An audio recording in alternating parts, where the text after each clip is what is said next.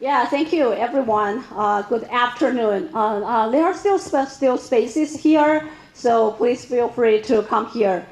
Okay, my name is Chelsea Zhou. I'm the director of the Hoover Center for East Asian Democratic Studies. It is my great pleasure here today to welcome you to the Master Lecture on Global Political Economy. This is an event that is of a series, and it is hosted by the College of Social Sciences at National Taiwan University. And its co-hosts includes my center, the Hoover Center, and the Taiwan Social Resilience Research Center, and the Georgetown Alumni Club of Taiwan. Today, I also wanted to have my special thanks to our Dean, Zhang Youzong, for his generous support, and also Dr. and Professor Jason Guo, who is the Associate Dean for International Affairs, and all the other staff that is very helpful in involving the preparation and organization of this event. And also grateful for all of you who are in the audience to come to hear this important lecture today. We are honored to have with us Professor Abraham Newman, a leading scholar in international political economy and global governance today. Dr. Newman received his PhD in political science from the University of California in Berkeley. He is currently a professor at Georgetown University's School of Foreign Service and the Department of Government. He's also the director of the university's BMW Center for German and European Studies. I was actually wondering if you drive BMW or American cars, and we can talk about this later. He is the author of Privacy and Power, and most recently, The Underground Empire, whose Chinese version has just been released. Now we are very glad to have this version because this really helps us to have a more comprehensive of those critical thinking. So as early as 2019, Professor Newman and his co-author, Dr. Henry Farrell, introduced the very important concept of weaponized interdependence in the prestigious academic journal International Security. The book is very important in the sense that it brings back the concept of great power politics in Americans' mainstream research on international political economy. This influential concept has received numerous praises, including from Nobel laureate Professor Paul Krugman.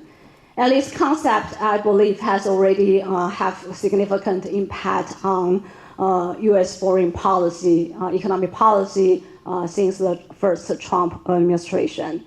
So today, Professor Newman is going to speak on a very timely, important, and pressing topic, that is economic security under Trump 2.0. And without further ado, please join me welcoming Professor Newman. Thank you.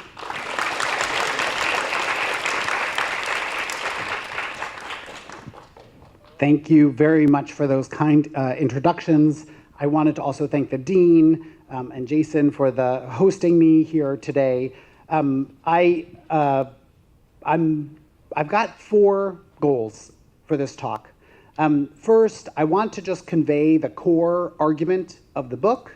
I want to kind of show how it has transformed relations between the US and adversaries, allies, and the companies that are being weaponized.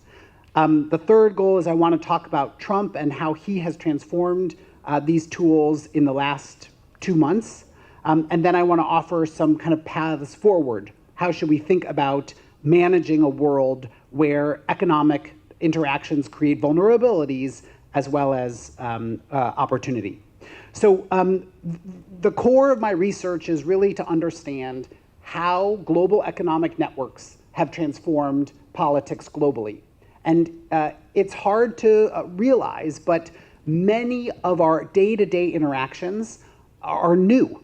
global networks for communication. If you think about that technology in your pocket that you Twitter, if you can't find, it's only been around for under 20 years. Google, similarly. These things are not just part of our history, they're new. Similarly, production networks, so the ones that TSMC is a part of, they're new. For many decades, innovation systems were national. Production was national, now it's global. And if you think about finance, we had capital controls for most of the global economy through the 1970s. So whether it's communication, finance, production, the global nature of these networks is a relatively new thing. And we don't really understand how it affects politics. So there was a standard story somewhere in your brain. You have this image of what do these networks do? How does politics work in a world of globalization? And there's an author, Thomas Friedman. He had a book, he called it The World is Flat. And that flat world, it described a picture of global politics, which was about how companies would be in charge and great power conflict was going to be muted. Okay, we were going to be done with great power rivalry. And so he wrote an article in 1999 where he said, we live in the world of the web and not the wall. And the wall he was talking about was the Berlin Wall. And his argument was the age of US-Soviet rivalry was over, and we are now in a place where it's all about these networks, and they're going to drive wealth and peace. And he was talking about this really new technology, the World Wide Web, which at this time that sounded very, technologically cutting edge. We don't talk about it as the World Wide Web anymore, but he used this image of a web to talk about how economic networks would decenter power. They would prevent that concentration of power. Okay. Unfortunately, if you've been alive for the last 5 years, this is not the world we live in, okay? And it's not just because of the man in the top corner. Whether we think about sanctions against Russia, whether we think about interactions between the US and China over in the Biden administration over semiconductors, or even the relations between other countries like Japan and South Korea. These types of tools, economic coercion, have been used increasingly by actors across the globe in order to exert their political interests. So how do we understand that? What is this world? How does it function? And how, if you're a citizen in this world, how should you prepare yourself to manage it? So Henry Farrell and I, in writing this book, we have an alternative to the Thomas Friedman world where we make basically two simple arguments that I think can help you understand this place that we're in a new way. So the first is very banal.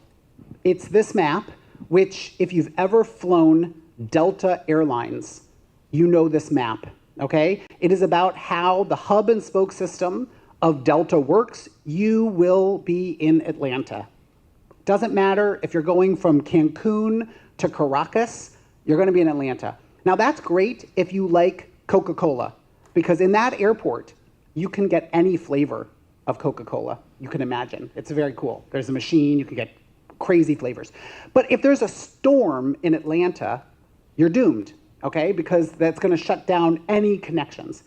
And this pattern of concentration of economic activity, it replicates across the global economy. This is like a very not mundane example, but this is where all the action happens. So this product is run by an operating system that is made by one or two companies, Apple or Google. The chip is either TSMC or Samsung. And if you make a financial transaction in the world, it's going to go through just a handful of global banks that process those transactions. And so the first part of the argument is to say the world is not flat. It's actually very hierarchical. It's concentrated. Economic activity is organized around a few key hubs in the global economy. Okay, the second part is what is the consequence of that for politics? And that's a different understanding of the web. Because what sits at the center of a web? It's a predator. The web is not something that decenters power. It concentrates power for the predator to use as it tries to deal with its adversaries.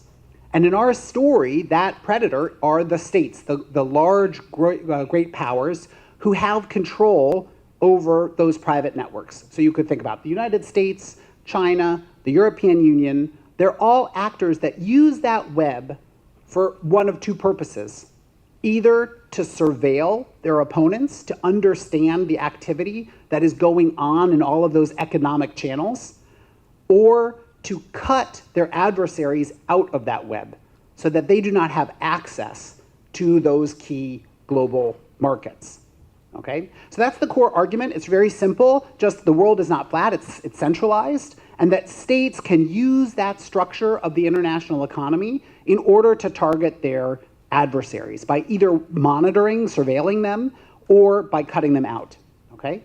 And now I'm going to show you, like, where did this come from and what happens when states use this power, like the United States, on different actors.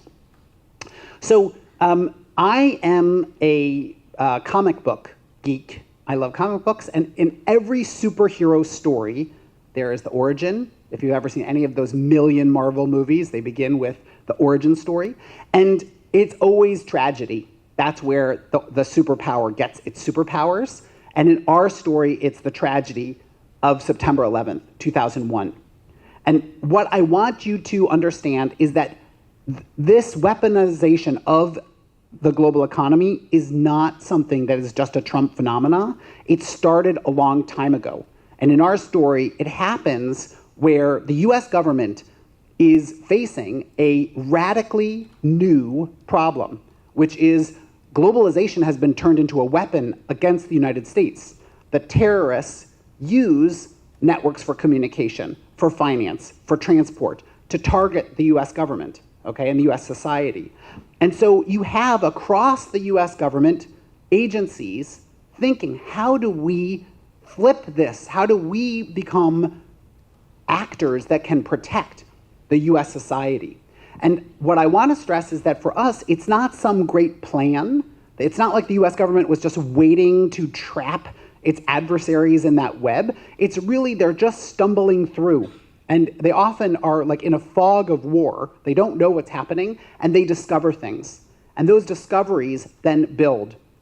And so the first one that we talk about in the book is this map, okay? This map was one of the slides that was released in the Snowden revelations when a contractor for the NSA, he released a bunch of surveillance programs that were part of the government's effort post 9/11 to deal with the terrorist threat. This program is about the fiber optic cables that connect the world's communication structures with each other. Now, the NSA agent, in addition to loving skiing, because you can see he describes each major choke point as a ski resort, he's identifying the landing sites of those key fiber optic cable ports in the United States. What is so special about fiber optic cables? Because as soon as I say fiber optic cables, I think many people want to go to sleep because they're like, I don't know. But do you know what is the speed at which data travels on a fiber optic cable? Light speed, the speed of light. I feel like I'm in a Star Trek episode. We're going at the speed of light, okay? What is special about the speed of light is that the planet is smaller than the speed of light. So if you can move things at the speed of light, you have an instantaneous data transfer, where if you're on copper wire, you could get lags. You could get things that wouldn't transmit as fast. So if you're in Brazil, it is faster to go from Rio to Miami and then from Miami to Brasilia, rather than within the country, because the fiber optic cables are going to go faster. Because of that, data across the world goes through the United States more than it might go just even within your own country. And that fact allowed the NSA to monitor a lot of the globe's internet traffic. And this is why countries are interested in developing their own submarine cables or fiber optic cables, because they're trying to restructure this issue that was made present by the Snowden revelations. What I just want to underscore is this is just one example of how economic activity is often centralized, and then that lets states use it for their political objectives.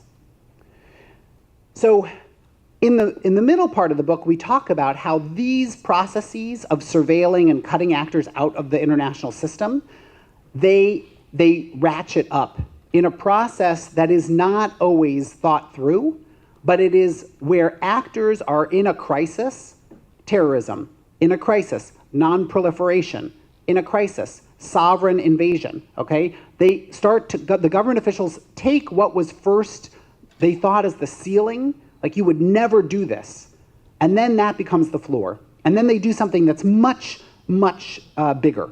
So after the terrorist attack, the US government used the SWIFT organization. It's like a encrypted email system for banks. It started to use that to monitor terrorists. Then it cut Iran off from this system in the negotiation over nuclear weapons. But in the most recent Russia sanctions, we went way past SWIFT. The European Union froze 300 billion central bank reserves not through the SWIFT system, but through the euro clearing system. So what I want you just to see is that these economic tools of coercion, they build on each other in a kind of an escalation ladder, and it's often hard to unwind them. Okay. In the second part of the talk, I want to talk about how using these tools is leading to interactions between different actors, adversaries, allies, and intermediaries. And I'm going to go through this relatively quickly, but I'm happy in the Q&A to talk more. So the first is with China. And in this part of the book, we talk about the confrontation over the telecommunications company Huawei. And in particular, the US is worried that as China develops the next generation of cell phones, that they will be able to do to the US and its allies what the US did under Snowden, that 5G systems will be provided by Huawei, and that they will then surveil what the US is doing. The US doesn't have a provider for this technology. We don't have a company that does that. And so the US government has to get creative about how can they deal with this problem. And they turn to two different other economic networks in order to box in Huawei and its global ambitions. And I'm going to just briefly talk about these two different strategies that the US government does. So on the top corner is the COO of Huawei. She was flying from China to Mexico via Vancouver. And when she arrives in Vancouver, a bunch of Canadian Mounties come and arrest her. And I like to imagine that they were on horses with their fun hats, like the Canadian Mounties. I don't think they really were. But either way, why? What is going on? How is it that the Canadians arrest her while she's transiting? So this is where the US uses the financial network, okay, the global financial network, in order to advance their case against Huawei. And in particular, there's a bank, HSBC, which is the bank of Huawei. And that bank, many years ago, had got in trouble with the US government, and the US government had a legal agreement, it's called a deferred prosecution agreement, where the bank agreed to give data about illegal activity to the US government. And they start to feed the US government information that Huawei had been breaching the Iran sanctions. And so the US has an extradition agreement with Canada. Canada arrests Meng, and she's then in house arrest for multiple years. Now, don't get too worried. She has 2 mansions in Vancouver, so she was just in her mansion. But still, for the company, this is a huge blow to its reputation through this centralized economic network. The other graph, which you don't need to read, but it's a different network that the US government uses.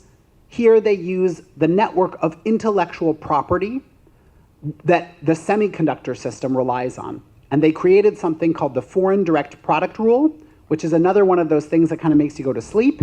But what it means is is if you're any company in the world and you use US intellectual property so to make your good, like TSMC, you can't sell that good to Huawei. And it's extraterritorializing intellectual property in order to constrict Huawei's access to those systems. Okay? So here's a case where the US doesn't have a telecommunications network that it can use, but it uses these other networks in order to constrain China. The second group I want to talk about are the allies. So not the countries that the US is directly worried about surveilling them or cutting them out, but those that we often work together with. And the European Union is a very interesting case because it's like the definition of the old world is flat order. Okay, the European Union believes so deeply in the World Trade Organization, its whole DNA is built around openness. And so when Trump starts to use these types of economic coercion against Europe, against Iran, Europe realizes it can't respond. And then very quickly you have the Russia invasion, and Europe transforms itself and works with the United States, with the Biden administration, to sanction Russia. And what I want you to see is how this transformation of the global economy from the world is flat to the weaponized interdependence is really altering how governments deal with day-to-day problems.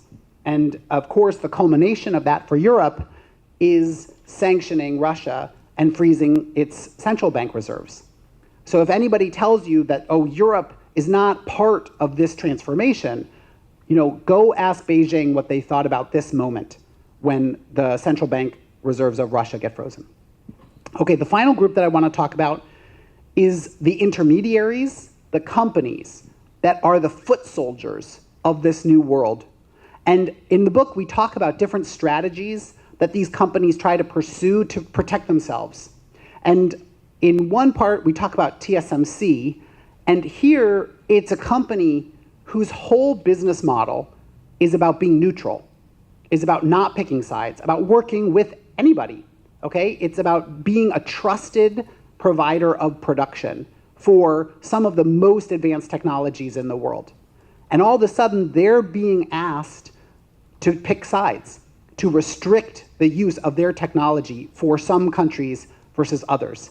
And this, I think, was something that, in my view, the company was not really prepared for. We start this section of the book, there's a LinkedIn ad that TSMC posts just a few years ago saying, we're looking for somebody with geoeconomic experience. And I would say that was maybe a few years too late for this set of problems. And I think this isn't resolved. The other strategy is Microsoft. Microsoft also tried to stay neutral, but then during the Ukraine war, they did something very different. They picked sides. They picked Ukraine's side, and they demonstrated their awesome capability to intervene in a war. They basically lifted the Ukrainian government's information into the cloud so that if the government had fallen, that all that information would be saved for a government in exile. And that is like a capacity that we've never seen before, that kind of intervention by a company to protect a government. And if there are these crazy corporate videos that Brad Smith, the president of Microsoft, gives, where I don't know if people know the movie Stormship Troopers, where the company is going to save the civilian and the enterprise. And the enterprise in this case is the firm. And I think it's really a case where the company is using this as a marketing exercise to show what it can do.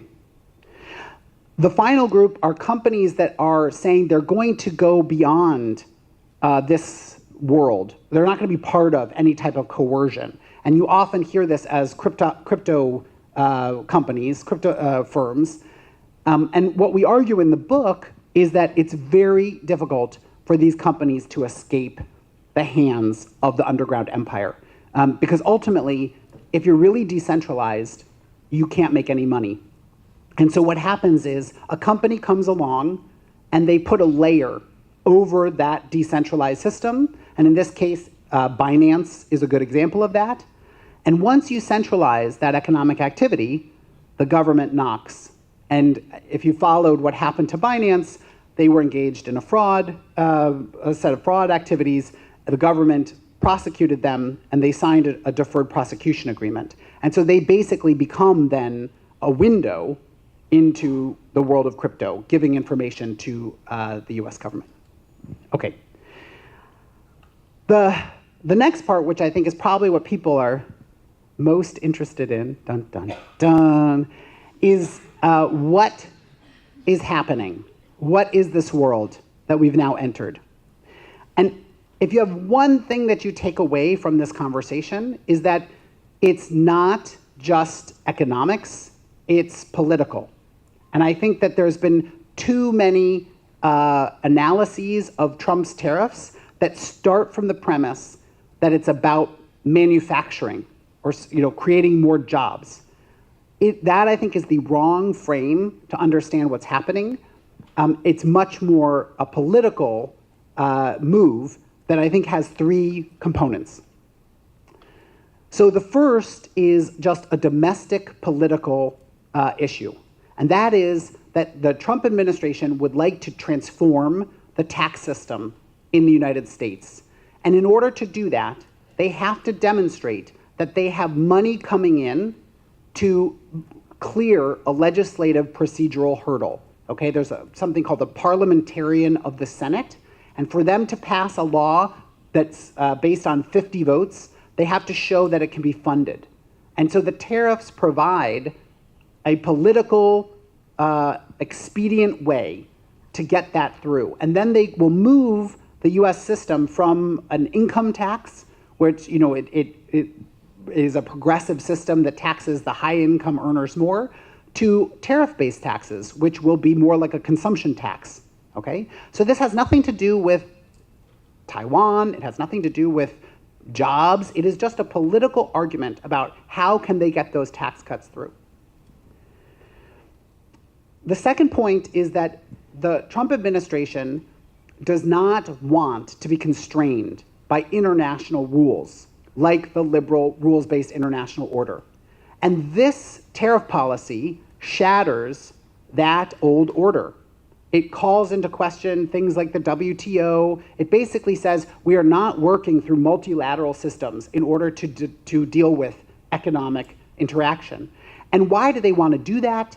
It's because those rules constrain the Trump administration's objectives, its political objectives, okay? It's going to cause a recession in the United States. It's not about like economic logic, it's about political power and how you maximize that. And the third part is really about negotiating dynamics between the United States and other countries, which is that by imposing tariffs unilaterally across the world, it resets the bargaining dynamic. Every country has to come to try to get a deal with the United States. And that creates a dominance relationship between the president and those countries where he and his kind of insiders, they can ask for concessions from the countries. Now, it might not produce manufacturing. It might not help the US economy, but it helps that core group of people have power vis-a-vis other actors. Okay? And what I want to stress is that this is not like a loyalty test type of relationship where you show you're loyal to the US and then you don't get asked for anything else. It's a dominance test, which means that if you give in, you will likely be asked for more. And so it's a very, it's a precarious position if you're the other side of the negotiation. Okay, in the final part of the talk, I just want to talk about the consequences and how we prevent the worst things from happening. So the first is just firms have to understand they're in a new world of political risk. This is not the world where your investments are nationalized by developing countries. This is a world where the channels of globalization, production, communication, finance, are being turned into a vulnerability.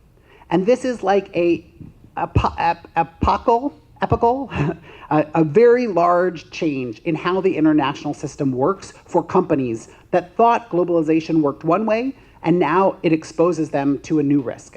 Henry Farrell and I have a new piece in Foreign Affairs where we talk about this in the context of the tech sector, about how companies like Google or Apple, if they get too close to the Trump administration, they could risk their reputation in the global market. The second part is that I am very concerned about fragmentation, that you will get a splitting of the global economy into basically blocks. And of course, everybody thinks about like a China block and a US block, but I think you could imagine a world where tariffs against China lead China to dump production into the world economy. And so then countries like Japan and Europe, they raise tariffs, and you get a spiraling of tariffs where it's not just two blocks, but it's really a very fragmented global order, one that would make us all poorer.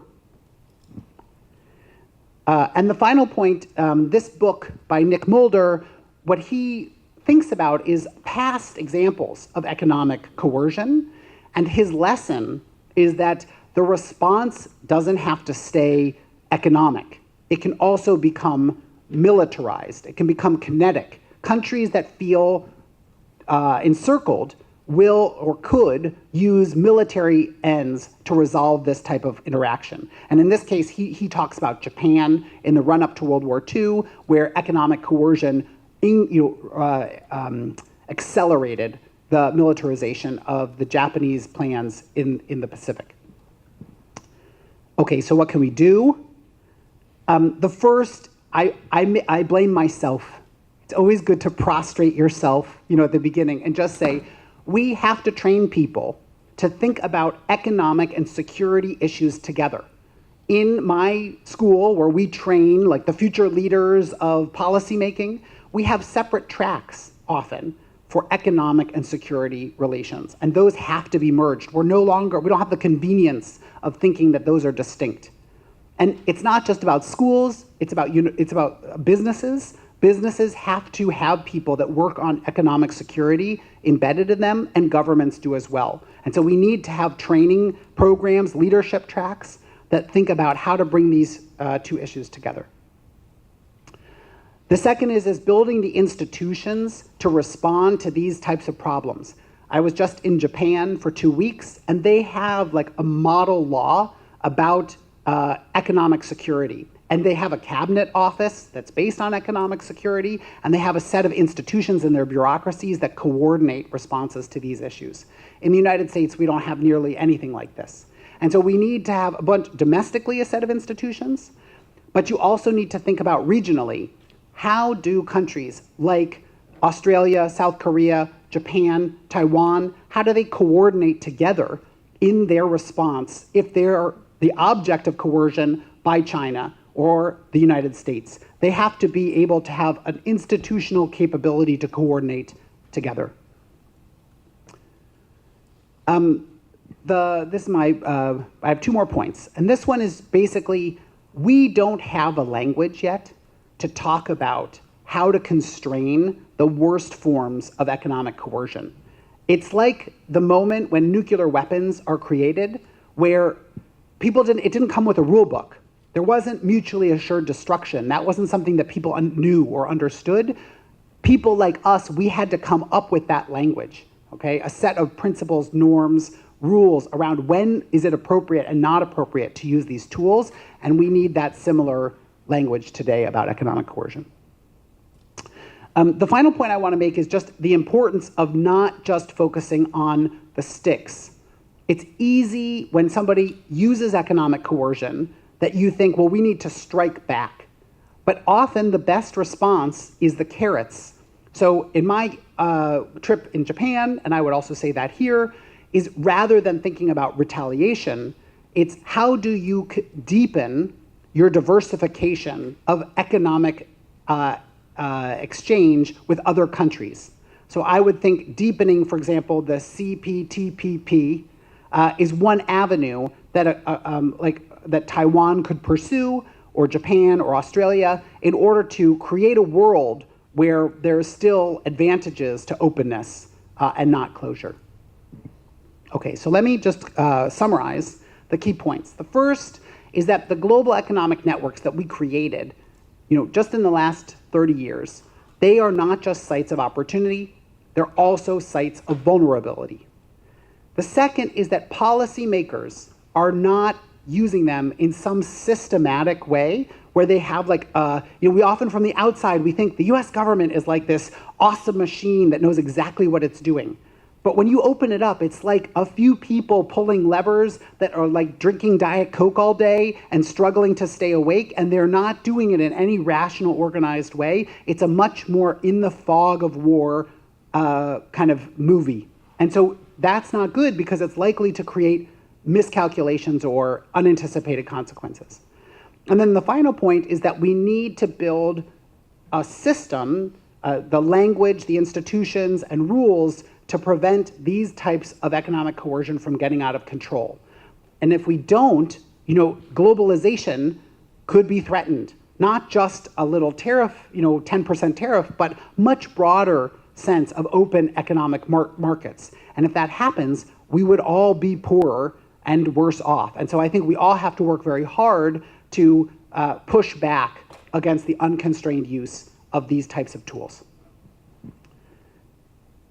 And with that, I thank you.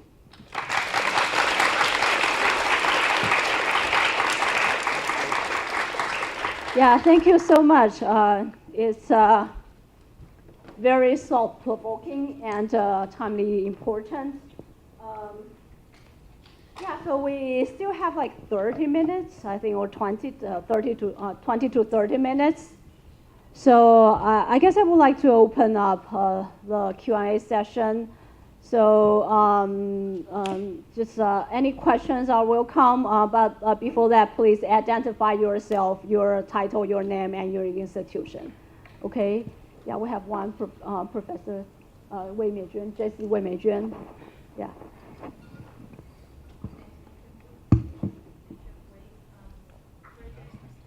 Yeah, can you stand up, please? Can you? Yeah.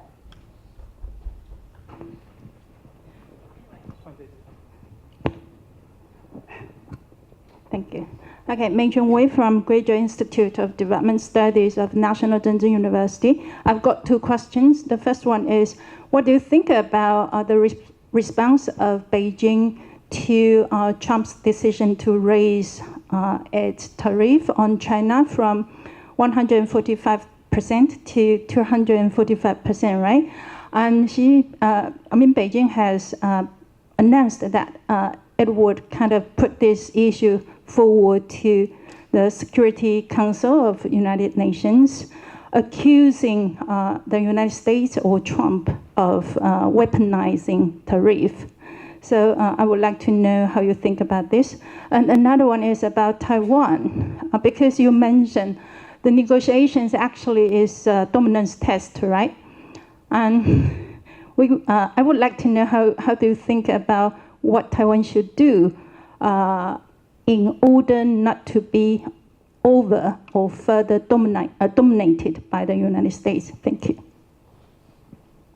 Maybe we collect 3 questions and then you ask the speaker to respond. Okay, yeah, please. Hi, Professor Newman. My name is Walter Liu. I'm a reporter on technology for Business Today, a major business publication in Taiwan. I have 2 questions. First, what's your recommendations or suggestions for Taiwanese companies working on manufacturing electronics? I think TSMC is not the only example. We also have other noted companies that have a large share of American business, like Foxconn or MediaTek.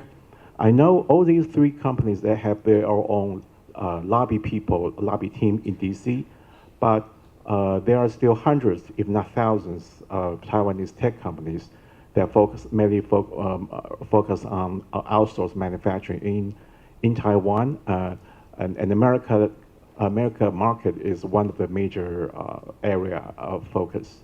So for these numerous Taiwanese tech companies working on manufacturing, if they want to prepare themselves better for lobby or legal research or government relations in America, what can they do? Because not everyone like TSMC can hire a former Intel PR guy to head their DC office. So what's your recommendation? And second, I think you just mentioned a little bit about what the education organization can do. So again, for Taiwan, if in postgraduate or maybe undergraduate departments here, in the past we mainly focus on politics, economics, or maybe business schools. So is there any combined track or maybe a new kind of departments that we can come up with to respond to the ever-changing this environment? Thank you. Great.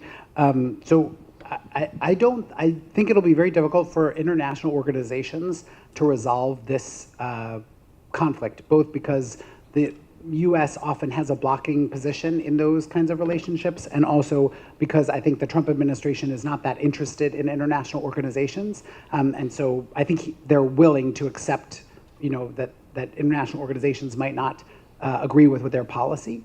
But I think the bigger issue is that there's kind of a game of chicken happening between China and the United States, where neither party is really willing to back down, and they're both willing to escalate. And that's why I'm worried that the consequence will hit third countries. So if there is a lot of trade friction between the two parties, China's response could be to dump their extra goods on countries like the European Union or Japan, which would then cause those countries to respond with their own tariffs. And so I think it's very important for trading countries, I would call them like an openness alliance, Japan, Australia, the European Union, to be prepared for that moment and to really coordinate their response in a way that it doesn't escalate in this way. I think that's more important than I think China and the US, it's a chicken game, and one of them will back down, and it's just the question of who's willing to tolerate the pain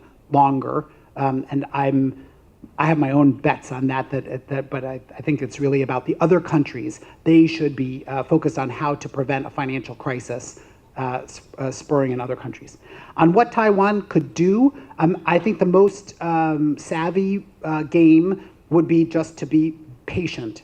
Nobody likes to hear that. Everybody wants to have action, but my sense is that the 90 days is really a bluff. The government has already shown it's not capable of sustaining the high-level tariffs because the bond market basically said that they would collapse the government's debt position. So I think Trump has already signaled his unwillingness to face that crisis, which means that we're likely to be in a position where we are right now for a country like Taiwan, not China. I think China is a different game, but for a country like Taiwan, it's to its advantage to be patient, and I think to learn something maybe from the Japanese, which is to kind of hide in plain sight, to make offers of things that are not that costly, that does not show like a willingness to just be dominated over and again. I think the other strategy that Taiwan should pursue is to deepen openness with other countries, is to divert its trade dependence so that it is less at risk.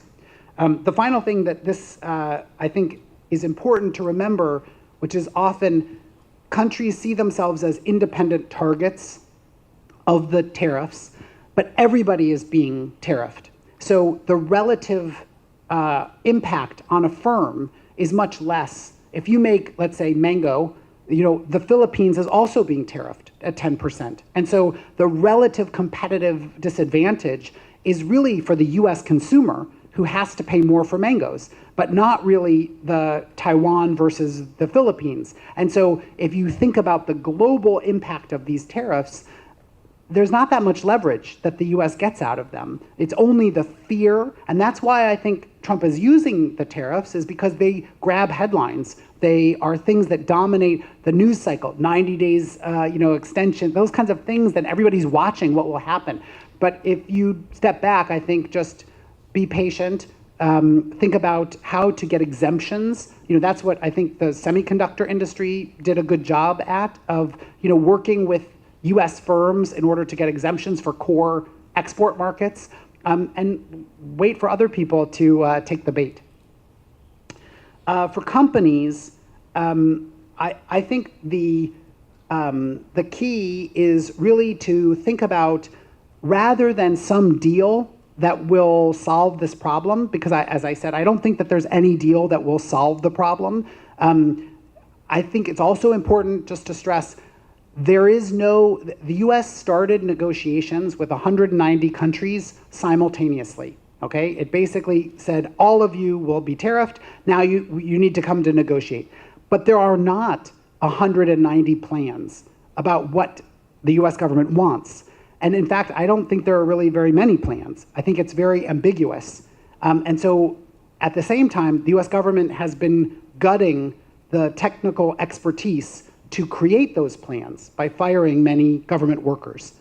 And so if you're a company that is facing an issue, then I would work with US colleagues in your export markets in order for them to be advocates for your interests, because I don't think traditional diplomacy is really going to be the solution to these kinds of interactions. I think it's going to be much more business to business interactions that then will work up the political chain to the Trump administration about what are the consequences of this policy for US companies and US actors, and that will, I think, be the most effective channel.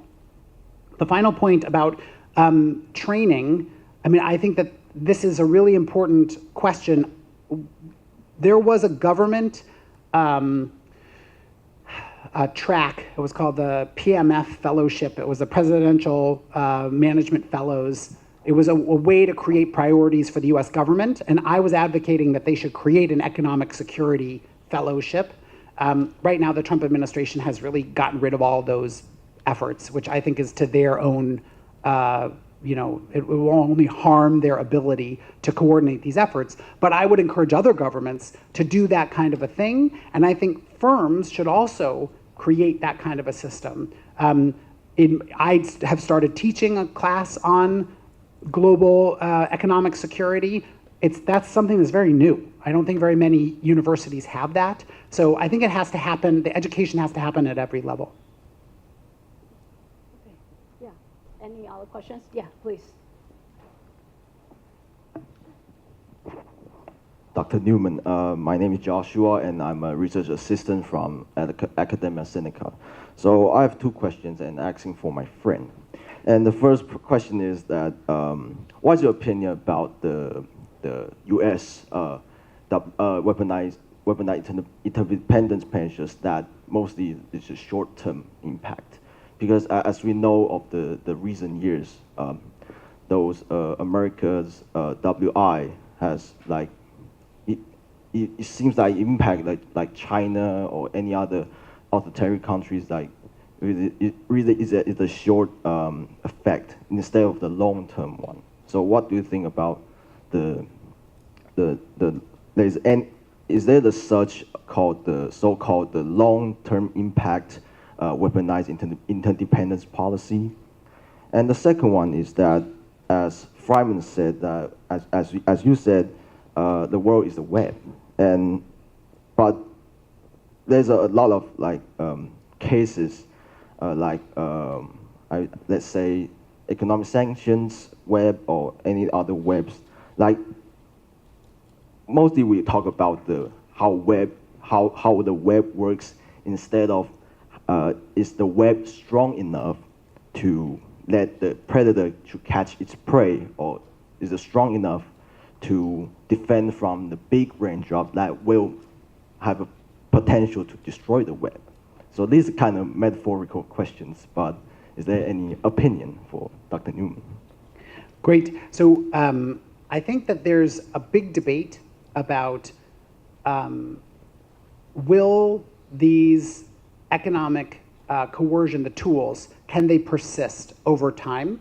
And I think it really depends on the network and whether you can substitute it or not. So I'll just give you two different examples.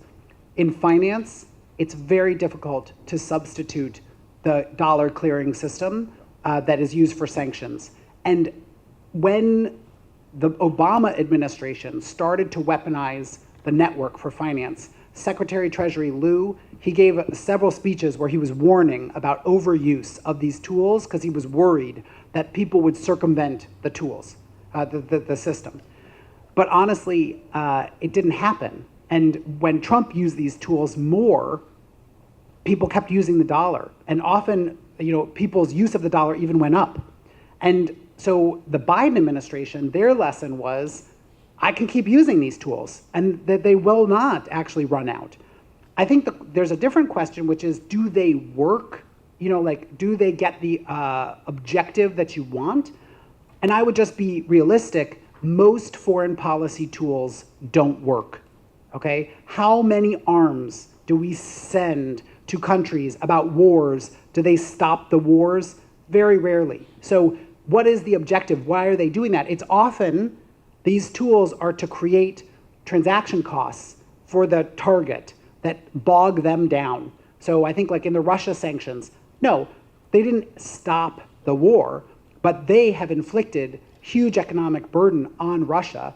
And if you didn't have those sanctions, Russia would have had more resources for the war. Similarly, with the China export controls, China's still going to work to develop their own chips, but the Biden administration's assessment is it slowed them down from AI dominance. You can debate it, but that's their goal. That was what they were trying to achieve. Flip that to 5G systems. The more the US puts pressure, there is an alternative. Huawei has an alternative. There is a substitute. So there you could imagine flipping more quickly from one set of networks to another. And that's the question of whether countries will open themselves up to Huawei. And I think many countries are skeptical because they know that the company could be a channel for the Chinese government to get data on them. So I think it's like there's risks as well as opportunities. Will these webs be strong enough? I think that's kind of a similar question. Will they just evolve? And in the book, in the conclusion, our argument is the biggest threat to weaponized interdependence is about democracy in the United States. It's not about so much what China does or other countries. It's about, do people have faith in private companies in the United States, that they're still private companies? Because that's the channel that these powers work through. If you just see Starlink as a part of the US government and not a private company, then you start to be concerned, is this, can I depend on my contract that it will be carried out? Or is it just something that's at the whim of the US government? And so we argue at the end of this book, which came out before this Trump administration, the real threat to US economic coercion, its tools, is the demise of democracy and property rights in the United States. Question? Okay, please. Here, stand up. Stand up. On the microphone. Thank you for your wonderful speech. My name is Wei Chen Ling from Department of Political Science, National Taiwan University. I want to ask a question about your international security article. You introduced the concept of panopticon and choke point effect to explain how the United States weaponized economic interdependence. So I would like to ask a follow-up question. As we can see that China has tried to leverage its rare earth exports during the US-China trade conflicts. And also Taiwan manufactures over than 80% of the world's advanced semiconductor. Yet, we can, both of Taiwan and China seem unable to exert influence in the same way as the United States does. So I would like to ask, to what extent can the theory of weaponized interdependence be applied to other countries? Or under what conditions do states other than the United States gain the capacity to weaponize interdependence? Thank you for your speech. Thank you. So one of the key things is that there are a lot of different ways to exert economic coercion If you think the case of rare earth metals is it's a bilateral dependence. It's kind of a very traditional form of economic coercion where you sell something, other people want that thing, and you say, I'm not going to sell it to you. And it's an embargo. And the problem, there's two problems. One is that it incentivizes people to diversify. And in the case of rare earth metals, there's nothing actually that rare about rare earth metals. It's just they're very gross to produce. They have a lot of environmental harm to the labor, to the workers that do it. And so countries like the United States outsource that to China because of environmental laws in the United States. But it is possible for the United States to produce rare earth metals, and China's action will incentivize that. And that is what happened when China did that to Japan, is it created that same kind of response. It also means that China has to forego the money that it sells through these interactions. And that's where if you look at Chinese interactions with Australia, that often China eventually backs down because they need the coal, aluminum, whatever those things are, and if they're using that as coercion, it's quite difficult. In weaponized interdependence, it's a network where the intermediary is often a foreign firm. So it doesn't cost the United States that much to force Deutsche Bank to stop banking Iran. That it forces the cost onto Deutsche Bank rather than the U.S. market. And so in that way, you're able to use it for longer. And that's also why the tariffs are much more difficult to maintain, because they're that other type of economic coercion. They are the one where it hurts the U.S. economy just as much as it hurts the other player. And so that's why I think, it will be very difficult for the United States to go back to that original proposed tariff policy. Okay, so I guess we only have time for one question, but you raise your hand first. Yeah, so please. Hello, my name is Kwan, and I'm a software engineer working in Taipei. And I just had one quick question. So I was wondering what you think, if Trump actually gets what he wants and creates this new dominance structure that you mentioned earlier with these other countries, do you think the policy positions that he's pursuing right now are actually going to be favorable to future presidents, or do you think these policy positions will simply just go away after 4 years? Just wanted to know your thoughts. So this is the what's special about Trump question, which I think is very important. And I think that there are elements that are not about Trump. So the United States has been moving towards using unilateral tools of coercion since 9/11. And they have been ramping up those unilateral tools of coercion for decades. And that, I think, will persist whether or not Trump is president or not. I also think other countries are also doing that as well. China has been doing that in a series of events against countries for the last several decades. So it's not just a US phenomenon.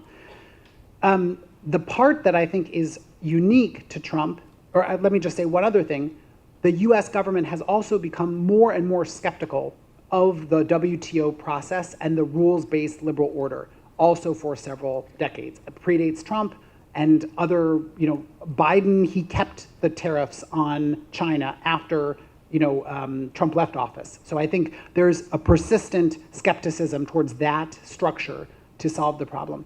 But I do think honestly, the use of tariffs is actually a much more difficult tool to maintain than sanctions, export controls, those other things, which have fewer costs for the U.S. economy. And I also think the short-term bargaining dynamic is really very Trump-specific, that he wants to be in these negotiations where he's at the center and the countries have to come and ask for, what they can do. And it creates also an economic system where they have to kind of tithe, they have to, offer some economic win to his insider group. And I don't think that that's a key structure of the Republican Party. I think that's a very unique Trump ecosystem.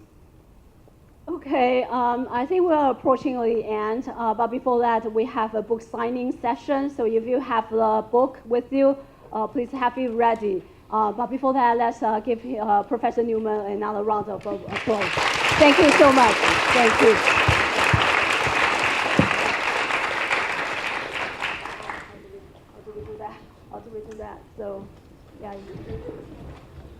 So I think today's event is over, and if you have the book to be signed by Professor Abraham Newman, and please line up to the stage, and then he will sign the book that you bring with you. Okay, thank you so much for attending today's event. Thank you so much.